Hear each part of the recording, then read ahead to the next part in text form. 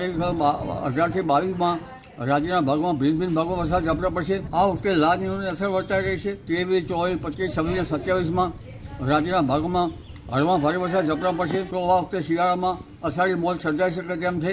22મી ડિસેમ્બરે પણ એક સિસ્ટમ બની રહી છે। આ વખતે ઠંડી 3 ડિસેમ્બરથી વળવાની શક્યતા રહેશે। રાજસ્થાનમાં એન્ટી સાયક્લોન બનવા છતાં આ વરસાદ ચાલુ રહેશે। 22 ડિસેમ્બર પછી કલકત્તે ગાત્રો ઝડપથી ઠંડી પડવાની શક્યતા રહેશે। તમે જેમને સાંભળ્યા એમને તો કોણ નહીં ઓળખતું હોય, ગુજરાતના હવામાન નિષ્ણાંત, હવામાન આગાહીકાર અંબાલાલ પટેલ।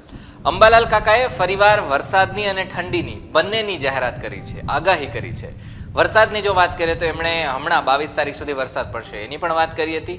22 તારીખ પછી ગુજરાતમાં આ માસમાં કેટલો વરસાદ પડશે એની પણ વાત કરી હતી। ઓક્ટોબરમાં ક્યારે વરસાદ પૂરો થવાની છે એની પણ વાત કરી હતી। આના સિવાય એમણે નવેમ્બર પછી ક્યારે ઠંડીની શરૂઆત થવાની છે અને ગુલાબી ઠંડી ક્યારે આવવાની છે એની પણ વાતચીત કરી હતી। જોકે બોલવામાં સ્લીપ ઓફ ટંગ થઈ ગયું હતું એવો પણ એમનો મેસેજ આવ્યો હતો કે ભૂલથી 26 ડિસેમ્બર બોલી ગયો છું, એની જગ્યાએ 26 નવેમ્બર આવે છે। સાંભળીએ એમણે શું કહ્યું।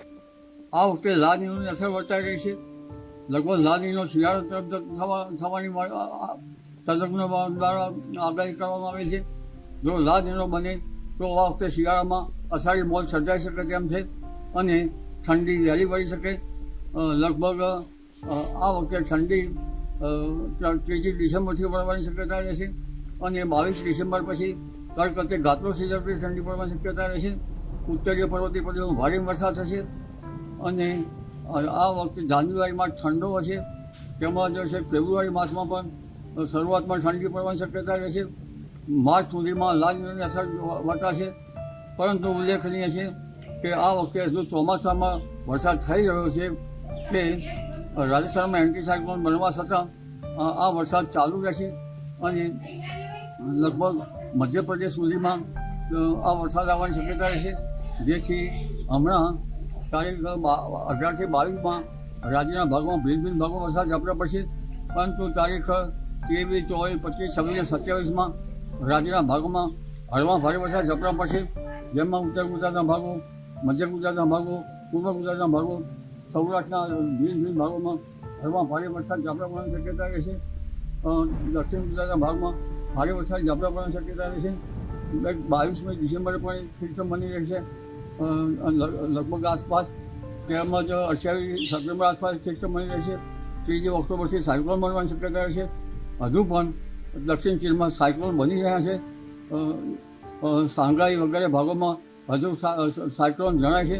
આ સાયક્લોનની ગતિવિધિ ઘણી છે અને આ સાયક્લોનના કારણે લગભગ બંગાળ ઉપસાગરમાં તેના અવશેષો આવશે અને બંગાળ ઉપસાગર ફરી પાછું સક્રિય થશે। એટલે આ વખતે જે વરસાદની પેટર્ન જે છે એ ભિન્ન ભાગોમાં લગભગ ઓક્ટોબરની શરૂઆત સુધી રહેવાની શક્યતા રહેશે।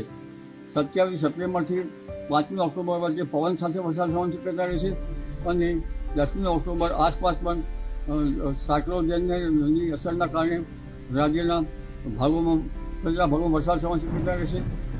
શરદ પૂનમ પછી પણ ક્યાંક વરસાદની ઝાપટા પડી શકવાની શક્યતા રહેશે। 26 ડિસેમ્બર પછી ગુલાબી ઠંડીની શક્યતા રહેશે। તો આવા જ વિડીયો માટે જોડાયેલા રહેજો વાઇબ્સ ઓફ ઇન્ડિયા સાથે। ધન્યવાદ।